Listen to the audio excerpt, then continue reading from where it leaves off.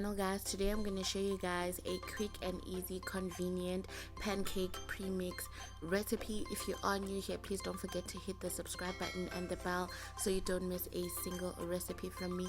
All the measurements will be available for you guys in the description box below. So I am going to start off by showing you guys the premix measurements, and then towards the end of the video I'm going to show you guys how to make some of these fluffy pancakes using the premix that we have just made. So to begin with, I'm starting off with some flour. I am using cake flour. You are welcome to use self-raising flour. I will have the exact measurements in the description box below. Then to that I'm going to add a little bit of sugar. Then I'm going to add some baking powder, and that will just help our pancakes to rise. And then I'm just going to add a pinch of salt to that. Now I am going to be mixing my dry mixture inside this bowl, but I'm also going to take the liberty of also mixing it when I add it into the final container that I will be using. So once I've mixed it, add it quickly, I am going to be using a glass jar. And for those of you who would like to know, I do pick up these glass jars at Pep Home. They go for around 30-40 rand depending on the size, and I'm just going to be adding that inside the jar. And as I'm adding it, you can see that I'm also still going to be mixing it. So I'm gonna fill that up in the jar just like this. And what I love about the glass jar is it's airtight and you can seal it, and you can store this pancake mix for up to 6 months before it starts going off. So then next I'm going to show you guys how to make the actual pancakes. For this you'll just need some eggs, you'll need a little bit of milk and vanilla essence, some butter for your pan, and a whisk to mix it up.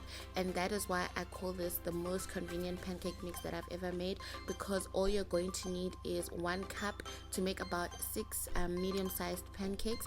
And so we begin. I'm starting off with adding some pancake mix, and then I'm going to be mixing up all my liquids together. I've just added my egg to the milk, and then I'm going to be adding the vanilla essence as well into the jar. So I'm going to give that all a quick mixture, and then I'm going to proceed to mix everything together. What I love about this recipe is it's convenient. You don't always have to be measuring out a lot of things. And also, if you would like to make more pancakes, I would suggest that you mix the mixtures in batches. So that would be, you measure out a cup at a time. So once you're done mixing it, you can see this is the consistency that it would look like. I strongly recommend that you measure your pancake batter out of a jug of some type. This will just make it easier for you to control the shape of your pancake inside your pan. So I am just going to be using the same jug that I was using to measure the milk contents, and this is what mine looks like. I did pick this up at Pep Home as well. I think it was going for around 25 rand. Okay, so this is what the pancake mixture is looking like, and we've got our pan that is heated, and to that we're going to be adding a little bit of butter. If you don't want to use butter, you're welcome to go completely dry without any oils or butters for your pancakes. You can definitely do that. I just preferred on this time to add a little bit of butter on mine. So I've added my butter, and then now next I'm going to be pouring in my pancake batter like I told you. And this is just the convenience of using a jug.